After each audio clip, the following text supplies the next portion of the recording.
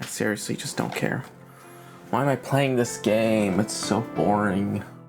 I haven't played games in a while. It feels like developers don't care about making quality experiences that surprise the player and leave them with wonder. So I thought it would be a good idea to play a phone game that's a knockoff of a phone game that's a knockoff of a Wii U game. Got a lot of other games I need to play and shows I need to watch, music I need to listen to, but I decided I'll just play this game instead.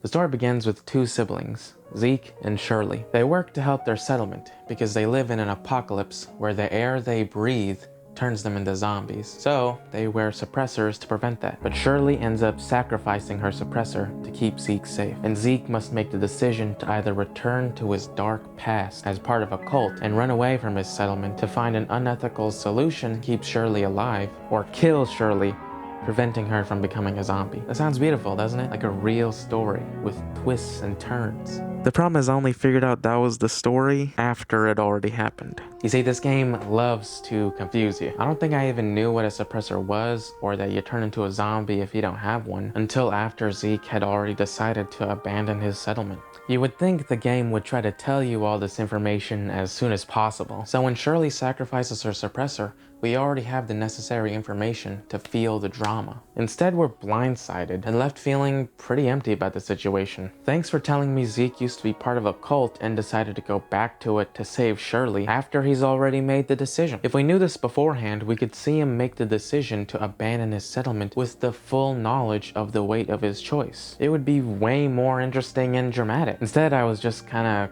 confused, and then they explained his choice after the drama had already subsided. And to be honest, I've only been talking about the comparatively strong and compelling introduction to the story. Once Zeke and Shirley go away, the story takes a nosedive as we go on this weird and wacky adventure where our player character's amnesia gets offhandedly addressed. A terrorist attack occurs with little relevance to the ongoing plot. We get sent off to disable 5 towers, which doesn't have anything to do with anything, and time travel gets introduced, and time travel gets introduced, and the story gets so tangential. We're fixing wind turbines for the settlement. Why? Because this guy's dad told us to. Why? Because we took his Astro. Why? Because we needed to disable the towers. Why?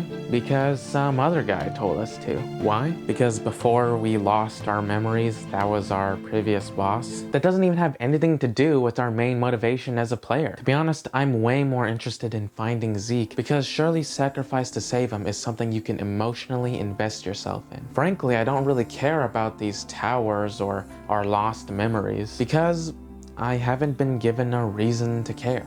And it feels like the developers don't have a reason to care either. I mean, come on, they're making a mobile game and a ripoff of another mobile game at that. Okay, I'm probably gonna cut out like half the video. I thought I had stuff to say about the combat and the world and the music and all that.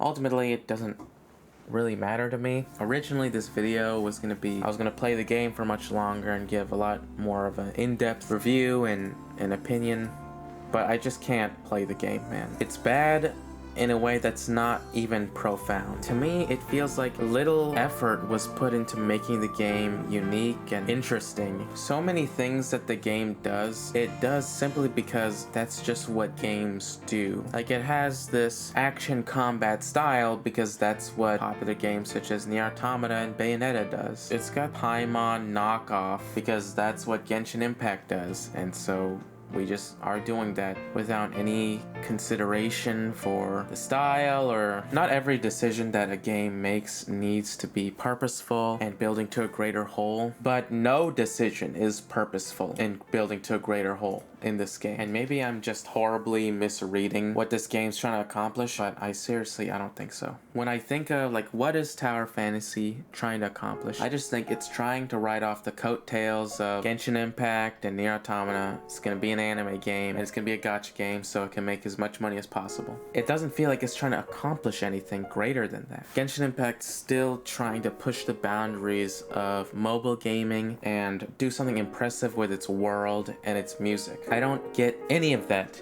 from Tower Fantasy. None of that. Not one single drop. Why can't the game at least be something? It's just not anything, and that's what really annoys me about it, you know? it's not anything.